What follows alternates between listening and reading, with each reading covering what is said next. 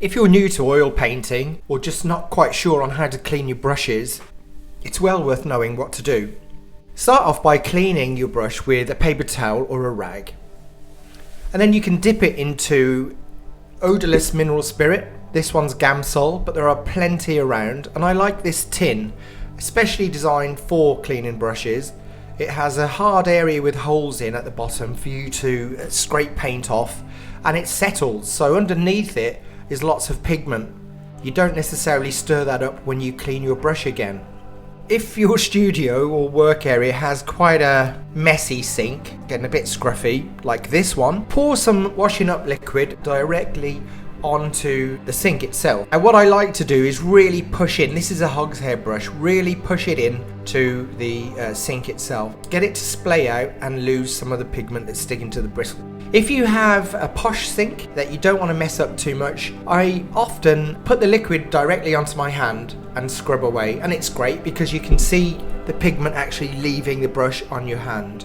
The idea is that they don't dry up and clog and you've got this really hard brush that doesn't pick up any paint or spread paint around. I use a really mild bar of soap here, and I'm quite brutal, if that's the word, with the brush, and I really stick it in until I see the last little bits of pigment leaving. Paint really stays to the bitter end at the area where the brush's bristles leave the ferrule or the metal part. So I'm pushing this area, not so much the tips of the bristles, but the base of the bristles, really with firm pressure into the bar of soap. And I'm observing pigment leaving. And when that stops, it's pretty much time that you've got all you're gonna get out. A little tip, especially for hog's hair brushes, I just run them down the sides of the soap, very, very lightly, just so they pick up a bit of soap. It's almost like hair gel. And I then shape the bristles with my fingers. It's helpful to wipe off the ferrule and handle to avoid contaminating other brushes. In really extreme cases, when the brushes are just looking a little bit haggard and out of shape, and this brush doesn't really fall into that category, it's quite a tidy brush, get some paper. I'm using stuff out of the printer, but use an old envelope or something that's been used before and roll it up nice and tight.